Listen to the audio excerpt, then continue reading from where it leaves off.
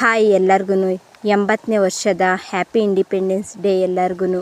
ಇವತ್ತಿನ ದಿನ ಬೇಗ ಎದ್ದು ಅಡುಗೆ ಎಲ್ಲ ಮಾಡಿಟ್ಬಿಟ್ಟು ತಾತನ ಹಾಸ್ಪಿಟ್ಲಿಗೆ ಕರ್ಕೊಂಡು ಹೋಗ್ಬೇಕಲ್ಲ, ಕರ್ಕೊಂಡು ಹೋಗ್ಬಿಟ್ಟು ಇಂಜೆಕ್ಷನ್ ಮಾಡಿಸ್ಕೊಂಡು ರಿಟರ್ನ್ ಬರೋ ಅಷ್ಟೊತ್ತಿಗಾಗಲಿ ಇಂಡಿಪೆಂಡೆನ್ಸ್ ಡೇ ಆಗಲೇ ಮುಗಿಸಿದ್ರು ಹಾಸ್ಪಿಟಲಲ್ಲಿ. ಅದನ್ನು ನೋಡಿಕೊಂಡು ಹಂಗೆ ಬರ್ತಾ ನಮ್ಮ ಸ್ಕೂಲ್ ಹತ್ರ ಕೂಡ ಮಾಡ್ತಾಯಿದ್ರು. ಹಂಗೆ ನೋಡಿಕೊಂಡು ನಾವೇನು ಹೋಗೋದಿಲ್ಲ, ಹಂಗೆ ರೋಡಲ್ಲೇ ನೋಡಿಕೊಂಡು ಮನೆ ಹತ್ರ ಬಂದು ಬರೋ ಅಷ್ಟೊತ್ತಿಗೆ ಅಮ್ಮ ಶನಿವಾರ ಹಾಲಿಡೇ ಇತ್ತಲ್ಲ, ಅದಕ್ಕೆ ಪಾಗೋಡಕ್ಕೆ ಹೋಗಿತ್ತಂತೆ. ಹಿಂಗೆ ಬಂತು ಅಮ್ಮ ಹಂಗೆ ಖಾರ ಬುರುಗು ತಂದಿತ್ತಲ್ಲ, ಅದಕ್ಕೆ ಚಿರುಮುರಿ ಮಾಡ್ತೀನಿ ಹಂಗೆ ತಿಂದರೆ ಚೆನ್ನಾಗಿರಲ್ಲ ಅಂತ ಚಿರುಮುರಿ ಮಾಡೋಕ್ಕೆಲ್ಲ ರೆಡಿ ಮಾಡಿದ್ವಿ. ಇವತ್ತಂತೂ ತುಂಬ ಟೇಸ್ಟಿಯಾಗಿದ್ವಿ, ಯಾಕಂದರೆ ಎಲ್ಲನೂ ಇತ್ತು ಇವತ್ತು. ಕೊತ್ತಂಬರಿ ಸೊಪ್ಪು, ಕ್ಯಾರೆಟ್ ಒಳಗಾಗಿದ್ವು, ಅದಕ್ಕೆ ತಿನ್ನೋಕೆ ಮಾತ್ರ ತುಂಬ ಚೆನ್ನಾಗಿದ್ವು. ನಾವು ತಿಂದು ಅಜ್ಜಿಗೂ ತಿಂದು ಇನ್ನು ಕುರಿಯನ್ಗೂ ಕೊಟ್ಟು ಕಳಿಸಿವಿ.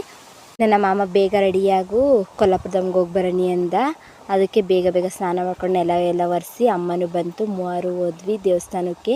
ಇವತ್ತೇನು ಅಷ್ಟೊಂದು ರಶ್ ಇರಲಿಲ್ಲ, ಯಾರೂ ಇರಲಿಲ್ಲ, ಫ್ರೀಯಾಗಿ ದರ್ಶನ ಎಲ್ಲ ಆಯಿತು. ಪೂಜೆನೂ ಚೆನ್ನಾಗೇ ಮಾಡಿಕೊಟ್ರು, ಯಾಕಂದರೆ ಜನ ಯಾರೂ ಇರಲಿಲ್ಲ. ಸಲ ದೇವ್ರಿಗೆ ಹೋದ್ರೇ ಸಾಕು, ನನಗಂದರೆ ಏನೋ ಒಂಥರ ಪಾಸಿಟಿವ್ ವೈಬ್ ಬಂತು.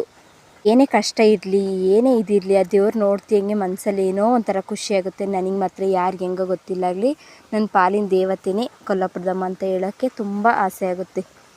ಇನ್ನು ಪೂಜೆ ಎಲ್ಲ ಮಾಡಿಸ್ಕೊಂಡು ರಿಟರ್ನ್ ಬಂದ್ವಿ. ಮನೆ ಹತ್ರ ಬರ್ತೆಂಗೆ ಅಮ್ಮ ನಮ್ಮದ್ರಾಗೆ ಬದನೆಕಾಯಿ ಸಿಕ್ಕಿದ್ವು, ಅದಕ್ಕೆ ಎಣ್ಗಾಯಿ ಸಾರು ಮಾಡಿಬಿಟ್ಟು ಚಪಾತಿ ಮಾಡಾನಿ ಅಂತ ಹೇಳ್ತು.